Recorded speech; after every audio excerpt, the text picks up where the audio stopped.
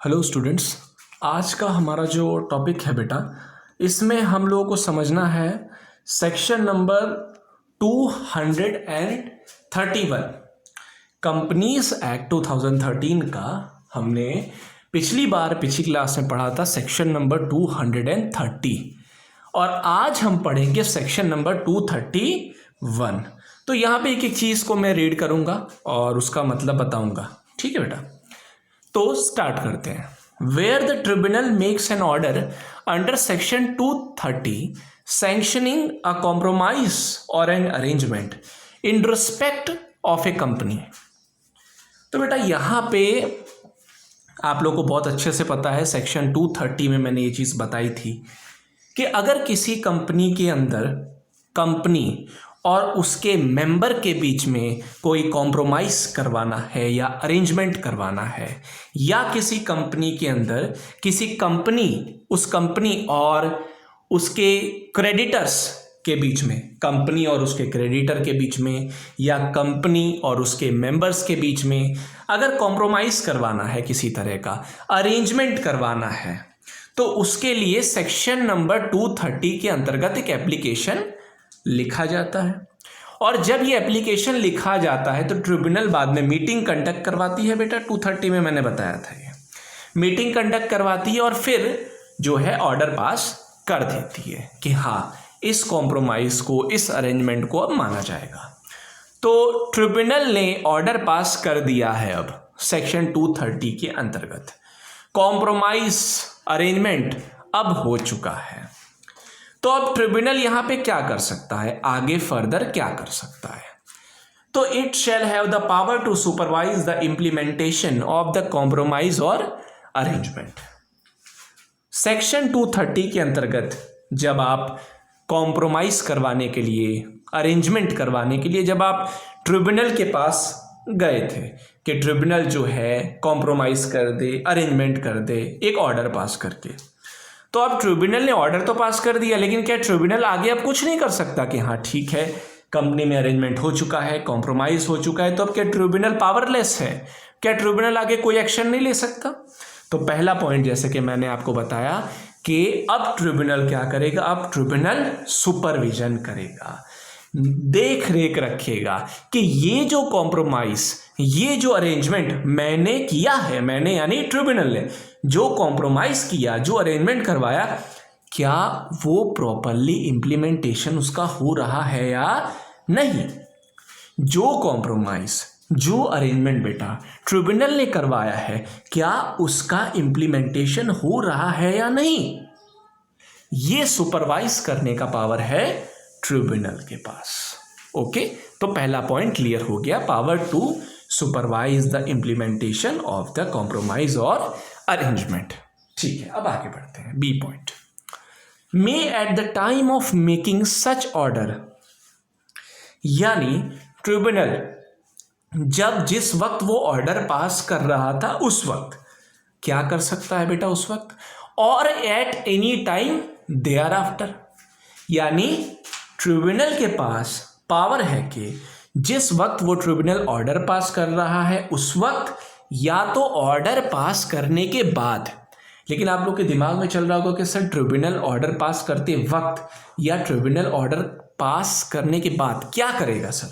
तो यहां पे लिखा है, give such direction in regard to any matter, यानी वो ट्रिब्यूनल जो आपका कॉम्प्रोमाइज करवा रहा है, जो अरेंजमेंट करवा रहा है, उसके पास ये पावर है कि जब ऑर्डर पास कर रहा है उस वक्त या ऑर्डर पास करने के बाद डायरेक्शन दे सकता है, निर्देश दे सकता है, और make such modification in the compromise or arrangement as it may consider necessary for the proper implementation of the compromise or arrangement. यहां तक कि अगर आप लोगों के सामने सवाल है कि जो कॉम्प्रोमाइज, जो अरेंजमेंट सर ऑलरेडी हो चुका है, क्या उसके अंदर कोई मॉडिफिकेशन, कोई बदलाव किया जा सकता है? तो इसका जवाब है हाँ, मॉडिफिकेशन किया जा सकता है। जो कॉम्प्रोमाइज अरेंजमेंट हुआ है उसके अंदर मॉडिफिकेशन हो सकता है, चेंजेस हो सकते हैं। पहले सवाल का जवाब है हाँ, हो सकते हैं। दूसरा, कौन ये करेगा सर? तो इसका जवाब है कि ये कॉम्प्रोमाइज़ और ये अरेंजमेंट के अंदर जो मॉडिफिकेशन करना है वो ट्रिब्यूनल खुद करेगा। तीसरा सवाल है कि ट्रिब्यूनल ये करेगा मॉडिफिकेशन हो सकता है, लेकिन ये मॉडिफिकेशन क्यों कर रहा है? तो इसका जवाब है for the implementation of the compromise or arrangement. जो कॉम्प्रोमाइज जो अरेंजमेंट ट्रिब्यूनल ने करवा दिया है उस कॉम्प्रोमाइज का उस अरेंजमेंट का प्रॉपर इम्प्लीमेंटेशन करवाने के लिए, उसका प्रॉपर इम्प्लीमेंटेशन हो जाए, इसलिए उसके अंदर कोई मॉडिफिकेशन किसी भी प्रकार का बदलाव ट्रिब्यूनल कर सकती है। ठीक है बेटा, अब इसको आगे देखते हैं। If the tribunal is satisfied that the compromise or arrangement sanctioned under section 230, अगर ट्रिब्यूनल को ये सेटिस्फेक्शन हो जाता है कि जो कॉम्प्रोमाइज जो अरेंजमेंट ट्रिब्यूनल ने सेक्शन 230 के अंतर्गत किया था, वो कॉम्प्रोमाइज और वो अरेंजमेंट इंप्लीमेंट नहीं हो पाएगा। बात को समझिएगा, विथ और विदाउट मॉडिफिकेशन। जैसे कि मैंने आपको कहा कि अगर उस कॉम्प्रोमाइज का उस अरेंजमेंट का प्रॉपर इंप्लीमेंटेशन नहीं हो पा रहा है तो ट्रिब्यूनल उसमें मॉडिफिकेशन करे। लेकिन अगर ट्रिब्यूनल को लग रहा है कि मॉडिफिकेशन करने के बाद भी उसका इंप्लीमेंटेशन नहीं हो पाएगा, मॉडिफिकेशन किया तब भी वो कॉम्प्रोमाइज वो अरेंजमेंट उसको आप इंप्लीमेंट नहीं करवा सकते, और यहां तक कि जो कंपनी है इज अनेबल टू पे इट्स डेब्ट, कंपनी अपना जो डेब्ट है जो उसके ऊपर हो गया है ना कर्जा, वो भी नहीं चुका सकता। तो ऐसी सिचुएशन में ट्रिब्यूनल एक ऑर्डर पास करेगा और उस ऑर्डर के अंतर्गत वाइंडिंग अप के लिए जो है ऑर्डर कर देगा। तो बेटा यहां पे 231 क्या है? बहुत सिंपल सी चीज है। सेक्शन 230 के अंतर्गत जब ऑर्डर पास कर दिया जाता है ट्रिब्यूनल के द्वारा, तो उसके बाद पहली चीज ये है कि ट्रिब्यूनल क्या करेगा कि वो जो कॉम्प्रोमाइज हुआ है, वो जो अरेंजमेंट हुआ है, उसका सुपरविजन करेगा। दूसरा, निर्देश देगा, डायरेक्शन दे सकता है। तीसरा, उसमें मॉडिफिकेशन कर सकता है, उसमें चेंजेस कर सकता है। ठीक है, फिर अगला पॉइंट मैंने बताया कि अगर मॉडिफिकेशन करने के बाद भी अगर वो अरेंजमेंट वो कॉम्प्रोमाइज पूरी तरह से नहीं हो पा रहा है और कंपनी अपने डेब्ट नहीं चुका पा रही है, तो ऐसे सिचुएशन में बाइंडिंग अप का ऑर्डर कर दिया जाएगा ट्रिब्यूनल के द्वारा। ठीक है, तो ये है सेक्शन 231। अगर आपने 230 नहीं देखा है तो 231 में थोड़ी आपको दिक्कत हो सकती है बेटा। अब अगला जो हमारा टॉपिक है बेटा, ये है मर्जर एमेलगेमेशन। ये हमें समझना है, सेक्शन 232 हमें समझना है, लेकिन उसके लिए मैं आप लोगों को कुछ चीज़ें आप लोगों को जानना जरूरी है, जो कि है मर्जर क्या होता है, एमेलगेमेशन क्या होता है, ये चीज़ें समझनी होंगी। लेकिन मर्जर को समझने के लिए, एमेलगेमेशन को समझने के लिए, उसकी डेफिनेशन को जानने के लिए यहाँ पे जैसे आप देख पा रहे हैं कि यहाँ पे डेफिनेशन दी हुई है दोनों की, लेकिन डायरेक्ट हम डेफिनेशन नहीं देखेंगे क्योंकि इससे कंफ्यूजन हो सकता है। हम इसको कंपेयर करेंगे। देखिए, मर्जर एमेलगेमेशन आपके सामने है, दोनों का कंपैरिजन यहाँ पे दिया हुआ है। ठीक है, तो इन दोनों का कंपैरिजन हम लोग देखेंगे, कंपेयर करेंगे। आप लोग हो सके तो नोट्स भी इसके बना लीजिएगा, आप लोग को क्लियर हो जाएगा कि मर्जर और एमेलगेमेशन क्या है, इनकी डेफिनेशन क्या है और इनमें अंतर क्या है। दोनों एक जैसा लगता है लेकिन एक है नहीं बेटा। ठीक है, ओके, तो स्टार्ट करते हैं।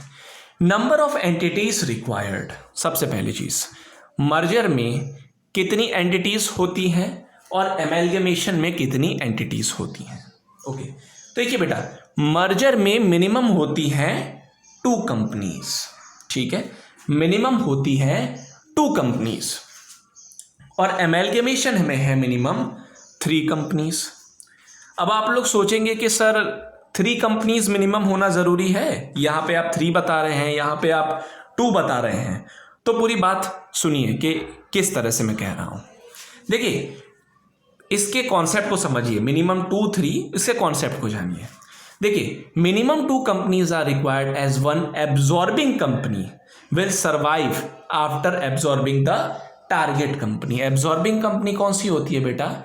देखिए, मर्जर में एक कंपनी होती है जिसे कहते हैं एब्जॉर्बिंग कंपनी, और दूसरी होती है जिसे कहा जाता है एब्जॉर्ब्ड कंपनी या टारगेट कंपनी। ठीक है बेटा, मर्जर में ये होता है कि दो कंपनीज होती हैं, एक होती है एब्जॉर्बिंग कंपनी जो दूसरी कंपनी को एब्जॉर्ब कर लेती है, मर्ज हो जाती है उसमें, और जिसको वो जिसमें मर्ज होती है उसे कहा जाता है टारगेट कंपनी।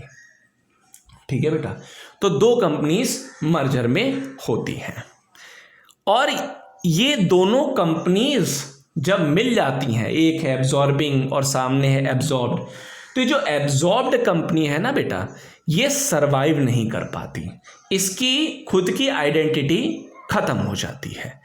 दो कंपनीज हैं, अगर एक कंपनी एब्जॉर्ब कर रही है दूसरी कंपनी को, टारगेट कंपनी को, तो टारगेट कंपनी की जो खुद की जो आइडेंटिटी है वो खत्म हो जाती है in case of merger.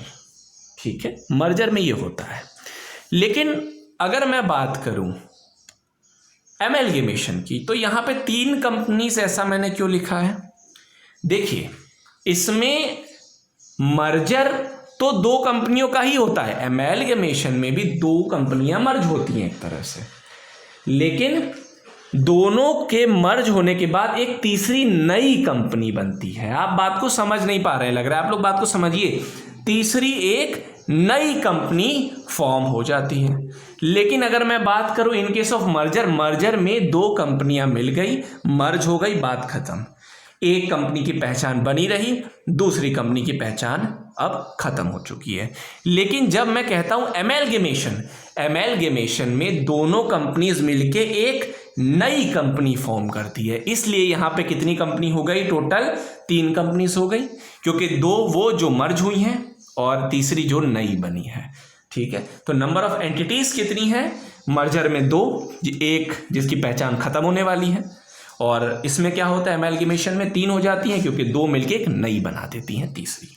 Okay, merger और एमएलगेमेशन को लेके बेटा एक चीज कही जाती है कि all the mergers are not amalgamation, यानी A is equal to M but M is not equal to A, यानी A is equal to M but M is not equal to A, यानी all mergers are not amalgamation but all the amalgamations are mergers. ठीक है बेटा, ये चीज कही जाती है। I repeat, all the amalgamations are mergers but all the mergers are not एमएलगेमेशन। मैं आप लोगों से कुछ पूछना चाहता हूं बेटा, वीडियो देख रहे हैं आप लोग, मर्जर में क्या होता है बेटा? तीसरी नई कंपनी बनती है मर्जर में? नहीं। एमएलगेमेशन में क्या तीसरी नई कंपनी बन जाती है? जवाब है हाँ, दोनों में ही 2 कंपनीज इन्वॉल्व हैं, लेकिन तीसरी नई कंपनी फॉर्म हो जाती है एमएलगेमेशन में। ठीक है बेटा, ओके। अब इसमें थोड़ा सा और आगे बढ़ते हैं।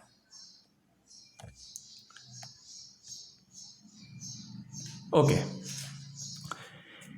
इसका रिजल्टेंट एंटिटी क्या है? One of the existing company में absorb the target company for a merger, hence में रिटेन इट्स आइडेंटिटी।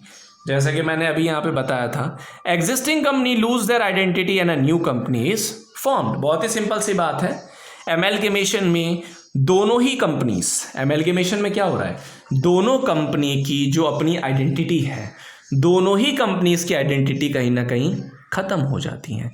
लेकिन अगर मैं बात करूं मर्जर में, तो एक कंपनी की आइडेंटिटी रहती है और सामने जो दूसरी कंपनी है उसकी आइडेंटिटी खत्म हो जाती है। बात को समझिएगा, मर्जर और एमएलगेमेशन में क्या अंतर है? मर्जर में एक कंपनी की अपनी खुद की पहचान खत्म हो रही है, लेकिन एमएलगेमेशन में दोनों ही कंपनीज की जो अपनी पहचान है, एक अपनी आइडेंटिटी खत्म हो रही है। और नई कंपनी किसमें बन रही है? एमएलगेमेशन में। क्या मर्जर में नई कंपनी बन रही है? नो।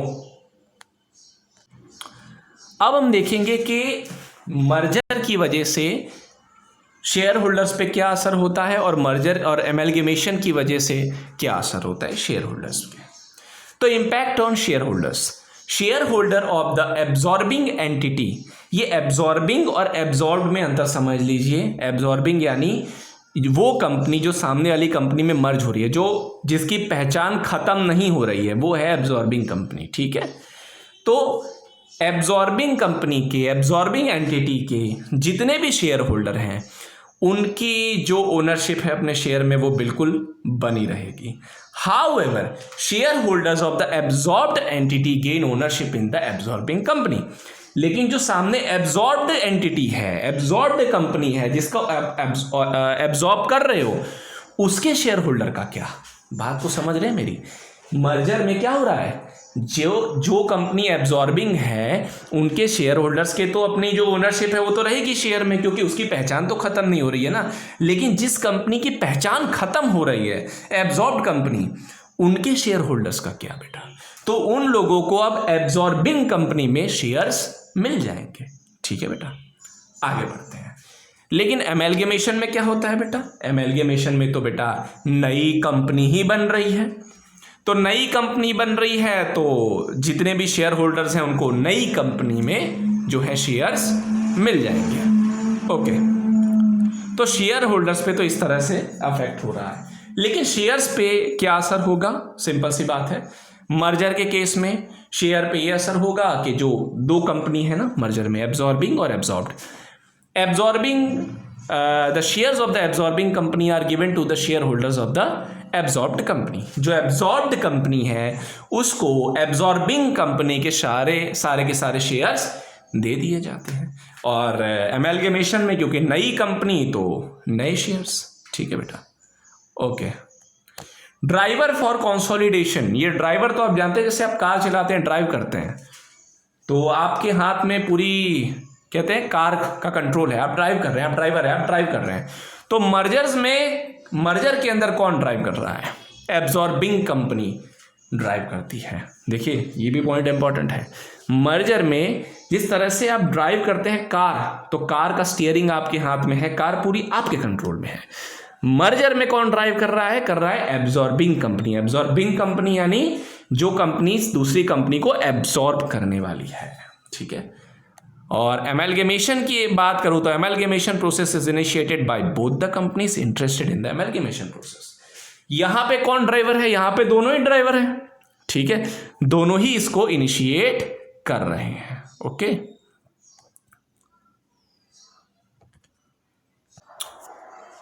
अब अगर आप मुझसे इसका कोई एग्जांपल पूछें तो मैं टाटा स्टील, आप नाम तो जानते ही हैं टाटा स्टील का, टाटा स्टील का मर्जर हो गया था कोरस ग्रुप के साथ। टाटा स्टील ने कोरस ग्रुप के साथ मर्ज कर लिया था। तो बेटा सीधी सी बात है, मर्जर में क्या होता है बेटा? एक कंपनी जिसकी अपनी पहचान बनी रहती है और दूसरी कंपनी ऐसी होती है जिसकी अपनी जो आइडेंटिटी होती है वो खत्म हो जाती है। तो इस मर्जर के बाद टाटा स्टील ने तो अपनी पहचान बनाई रखी, लेकिन वो जो यूके बेस्ड कोरस ग्रुप था बेटा, उसकी जो है अपनी आइडेंटिटी खत्म हो चुकी थी। और अगर आप मुझसे कहें कि सर अब इसका भी कोई एग्जांपल बता दीजिए एमैल्गेमेशन का, तो जी बिल्कुल आपके सामने है, मित्तल स्टील एंड आर्सेलर। ठीक है, तो मित्तल स्टील और आर्सेलर, इन दोनों ही कंपनीज का क्या हो गया बेटा? यहाँ पे एमैल्गेमेशन हो गया। और जब इन दोनों का एमैल्गेमेशन हो गया तो एक नई कंपनी आई जिसका नाम है आर्सेलर मित्तल। ठीक है बेटा, मित्तल स्टील और आर्सेलर का जो एमैल्गेमेशन हुआ उसके अंतर्गत आर्सेलर मित्तल बनी। तो दोनों ही कंपनी ने अपनी आइडेंटिटी खो दी। उसमें क्या हुआ? उसमें मर्जर में तो कोरस ग्रुप की आइडेंटिटी गई, लेकिन टाटा स्टील की आइडेंटिटी तो बनी रही। लेकिन एमैल्गेमेशन में क्या होता है? तीन कंपनीज इन्वॉल्व हो जाती हैं, एक वो, दो वो जो एक दूसरे में मर्ज हो रही हैं, और तीसरी वो जो नई कंपनी बन रही है। अब आप लोग सोच रहे होंगे बेटा कि मैं एमैल्गेमेशन में बार बार ये क्यों कह रहा हूं जो दो कंपनीज मर्ज होती हैं। मैं आपको बता चुका हूं ऑलरेडी कि हर एमैल्गेमेशन, अगर आपको नहीं पता लिख लो, ऑल एमैल्गेमेशंस आर मर्जर्स। हर एमैल्गेमेशन मर्जर है, लेकिन हर merger, all mergers are not amalgamation. A is equal to M, but M is always not equal to A. ठीक है बेटा, तो इस तरह से ये चीज है। तो ये चीज भी आपको याद रखनी है, ये एग्जाम्पल आपको तैयार करना है। अब मैं बात करता हूं अगर के साइज ऑफ द कंपनीज के, कंपनीज की साइज क्या होती है मर्जर में और एमैल्गेमेशन में। तो बेटा यहाँ पे थोड़ी सी मिस्टेक है, प्रिंटिंग एरर है यहाँ पे। The size of the absorbing company is relatively larger than the absorbed company आएगा यहाँ पे बेटा, एब्जॉर्ब्ड कंपनी, ठीक है, तो ये सही कर लीजिएगा। जो एब्जॉर्बिंग कंपनी है, जैसे कि मैंने आपको बताया था मर्जर में दो कंपनी से, एक एब्जॉर्बिंग कंपनी और दूसरी टारगेट कंपनी या एब्जॉर्ब्ड कंपनी। तो जो एब्जॉर्ब कर रही है कंपनी, उसकी जो साइज है वो एब्जॉर्ब्ड कंपनी से कैसी होगी, ज्यादा होगी। लेकिन एमैल्गेमेशन में क्या है बेटा, एमैल्गेमेशन में तो दोनों ही कंपनीज की अपनी अपनी आइडेंटिटी जा रही है, तो साइज जो है दोनों कंपनीज की काफी हद तक आप कह सकते हैं कि कंपैरेबल रहेंगी। ठीक है बेटा, ओके।